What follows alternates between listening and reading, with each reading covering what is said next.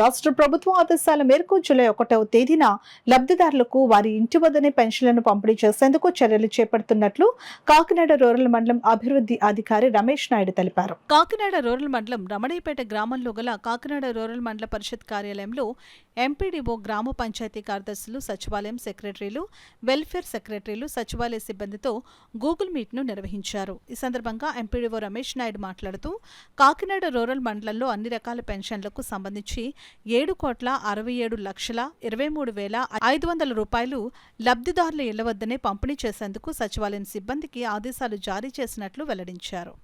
11 రకాల పెన్షన్స్కి గతంలో ఉన్న 3,000కి 4,000 చేసింది. ఇప్పుడు old age pensions, widow pensions, weavers, toddy tappers, fisherman, single women, traditional cobblers, transgenders, డప్పు ఆర్టిస్టులు, పెన్షన్ టు ఆర్టిస్టులు వీళ్ళందరూ కూడా 3,000 నుంచి 4,000 రూపాయలు పెంచడం జరిగింది.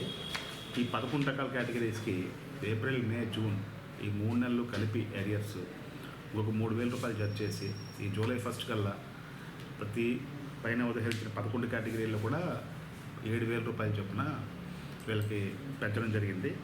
అదేవిధంగా డిజేబుల్ పెన్షన్స్ అంతా కూడా 3,000 నుంచి 6,000 పెంచడం జరిగింది. ఈ నెలకి అందరికీ కూడా 6,000 పెన్షన్స్ ఇస్తారు. ఫుల్గా డిజేబుల్ అయిన వాళ్ళకి గతంలో మనం 5,000 ఇచ్చేవాళ్ళం అండి, ఇప్పుడు 15,000 ఇస్తున్నాము. అది కూడా పెంచడం జరిగింది. అదేవిధంగా ఆయా కేటగిరీల అంతా కూడా ఎన్హాన్స్డ్ పెన్షన్స్ అన్నీ కూడా ఇవ్వడానికి మేము తగిన ఏర్పాటు చేసుకుంటున్నాము.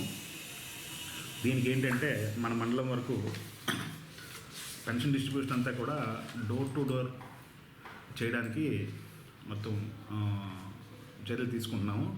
దీని కొరకు మన సచివాలయం పరిధిలో పనిచేసే అందరు గవర్నమెంట్ ఆఫీసర్స్ని కూడా మేము మ్యాపింగ్ చేసి ప్రతి ఒక్క సచివాలయం స్టాఫ్కి 50కి ఎక్కువ కాకుండా, అంటే 50 లోపలే పెన్షన్ డిస్బర్స్మెంట్ చేసేటట్టు వాళ్ళందరికీ మేము మ్యాపింగ్ చేస్తున్నాము.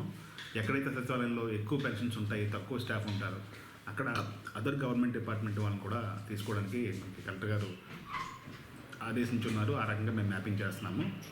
ఎక్కడైతే ఎక్కువ ఉంటారో వాళ్ళని పక్క సచివాలయాలకు ఇవ్వడానికి కూడా అడ్జస్ట్మెంట్ చేసుకుంటున్నాము. ఇవన్నీ కూడా మనకి జూలై 1వ తారీఖు నాడు ప్రెస్టేజియస్గా అదే రోజు కంప్లీట్ చేయడానికి మేమందరం కూడా ఏర్పాట్లు చేసుకుంటున్నాము.